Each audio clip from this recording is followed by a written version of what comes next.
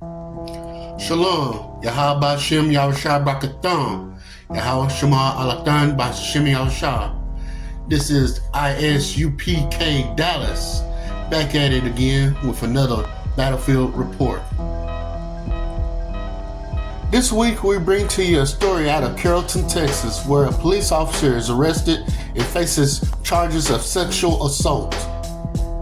Officer Wes Melton, 42, was off duty at the time of his arrest, according to a statement from Carrollton Police Department. He was taken into custody around 1 a.m. Friday in the 200 block of East Las Colinas Boulevard in Irving.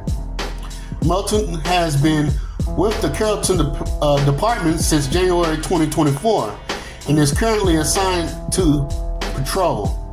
He has been placed on administrative leave pending the outcome of both criminal investigation and an internal affairs investigation.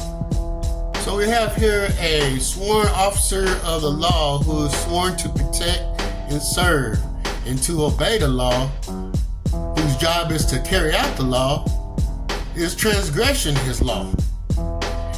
And to get an idea of exactly what he is accused of doing, I'm gonna read from the Martinez and Ruby Attorney-at-Law website what second-degree sexual assault is. The following qualifies as second-degree sexual assault: non-consensual sexual contact or intercourse that involves the use or threat of force or violence, non-consensual sexual contact or intercourse that causes injury or mental distress requiring psychiatric care. So you could say there's some officers that are hidden behind a badge trying to force themselves over young women, probably even men, and we need to remain conscious of these devils that are taking the mantle of the badge and that are sworn to protect and serve.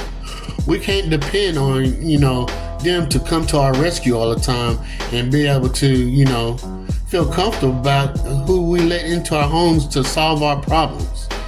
These men and women of the law are around us, our wives, our young daughters, our children, all the time, and outside of our vision. We need to, and to our sisters out there who are having issues and, issues with their husbands or boyfriends inside their home, we need to be conscious about how quick we're going to call to these people to come and, serve us inside our home. This is 1 Corinthians 15:33. Be not deceived. Evil communications corrupt good manners.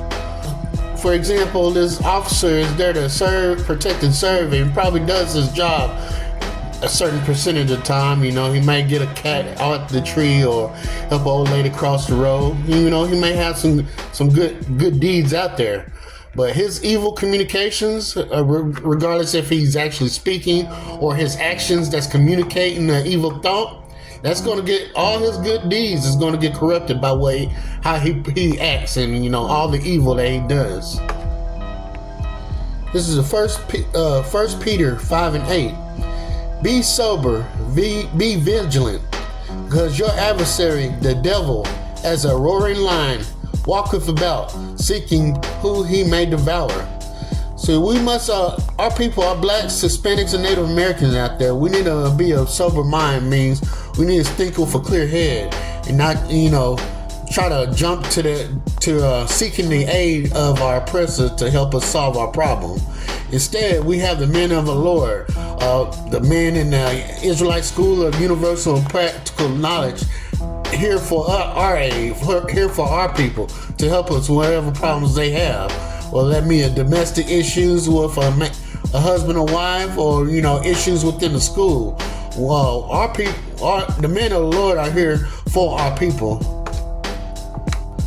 This is Romans 12:9. Let love be without dissimulation. Abhor that which is evil. Cleave to that which is good. We must prefer to do what's right and seek righteousness amongst our people, and abhor evil, trying to be, partakers in what our oppressor has to serve us. We must prefer our people, prefer the men of the Lord to serve us, rather than those that are oppressing us around and about.